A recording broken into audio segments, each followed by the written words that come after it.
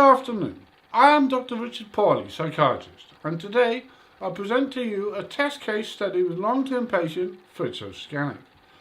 He is a mid-level security risk patient who suffers with voices, delusional behaviour and transient thought lucidity. This is video interview Christmas session 1. It's Christmas Eve, and all is still, a time of peace and love's goodwill. Good King Wenceslas, silent night, time for men to see the light. All is quiet through the house, nothing stirs, not even mouse. And why? Because I squished the little bastard when he took out my TV cable. As if I haven't got enough frigging problems without some fuzzy-faced, whisker-twitching rodent destroying the one thing that gets me through the farce and fake cheer of consuming, spending and manipulation.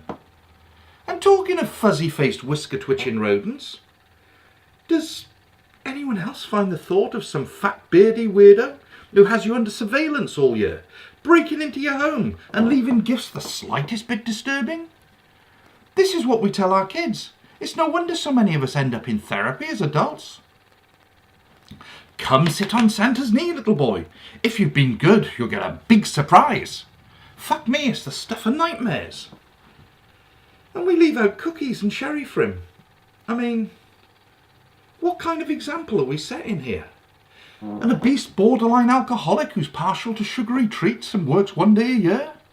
Get your gin-soaked whiskers out of the cookie jar and get on a treadmill, you fat fucker. Anyone else would be in danger of keeling over or arrested and breathalyzed for piloting a flight-bound vehicle under the influence.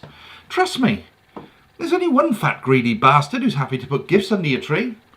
And you don't call him Santa, you call him your bank manager.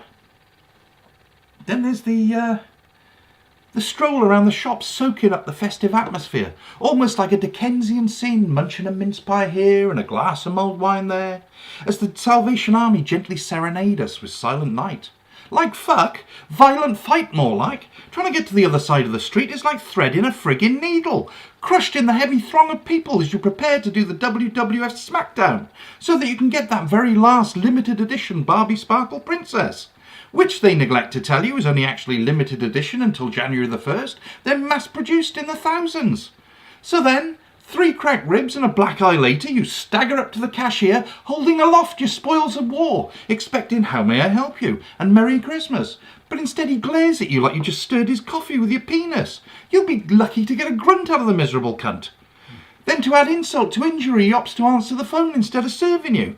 I mean, all I actually did was make an effort to get to the store and queue for hours, while some lazy bone-idle wanker sits at home in his underwear, scratching his arse and getting first-class service.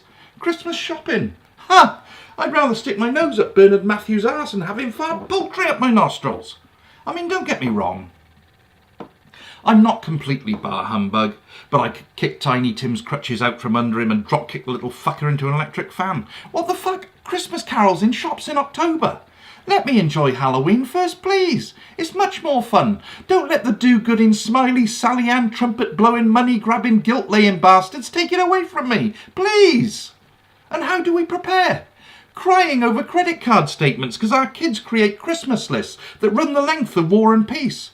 Cleaning the house in preparation for the big day to the tune of "I want this" and "get me that" after every advert. And the tradition of placing the fairy on top of the tree was probably created by some poor sod who'd had a gutsful and performed a pine-scented endoscopy on his wife, who just happened to be playing Tinkerbell on the local panto. Then there's the wrapping of the presents. We lovingly spend hours wrapping gifts with paper that quite frankly should be gold-plated for what it costs. A little fold here and a bit of tape there, and a big shiny bow on top for good measure. Then we step back and take pride in our handiwork as we arrange them just so under the tree. And for what? To watch the little bastards rip it all apart in under a minute. Then there's the Queen's speech, the highlight of British television on Christmas Day. Highly anticipated, nudge nudge, wink wink. More like a badger wrapped in a curtain with a sparkly plant pot on her head, wearing a look on her face like someone's waving a turd under her nose.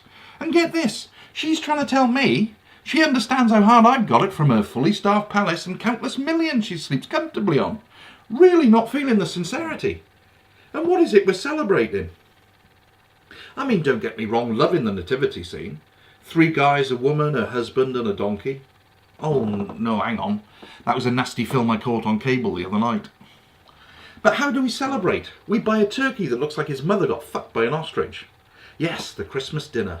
Hours spent peeling, boiling, roasting and cooking in the bleak hope that it will resemble the Yuletide treat as seen on TV.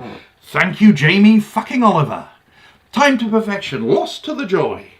Pure poetry in motion.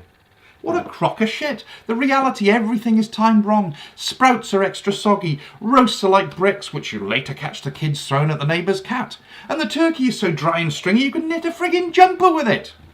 Then as the timing gets further and further behind, everyone starts loitering around the kitchen like the cast of Oliver Twist, ready to fight the dog for any scraps. And no amount of papa or bum titty titty is going to make it cook any faster. So fuck off and consider yourself at home in some other poor fucker's house. And by the time this crap is served, they're all so hungry and sozzled they would eat dog turds in wallpaper paste and swear it tastes like sausage and mash. And so commences the feast, as we pull crackers and wear paper hats, slowly getting pissed on wine and brandy, as we all fart our brains out till the room smells like the toilet tent at Glastonbury. Thank you, Sprouts. What is it with the British and Sprouts? Nobody else likes them. They don't even eat them in Brussels. Yet every Christmas we fill our plates and live in fear of shitting our pants, as the room fills with toxic gas that any other time of the year would be considered an act of terrorism. Who needs anthrax when you have Sprouts? Then comes the biggest kick in the bollocks of the festive season. Having had to take out a fucking mortgage to pay for the day, everything becomes half price and below the very next day. And the people, all year round they're rude, boorish, opportunistic pricks who pimp their own mothers for a couple of bucks. But flash 'em a bit of tinsel and a few shiny lights, and all is forgiven as they want to join hands and sing Auld Lang Syne. Well, fuck you, you arsehole. You'll get my boot up your arse, because you'll still be a prick next year. And on that note, I bid you happy fucking Christmas.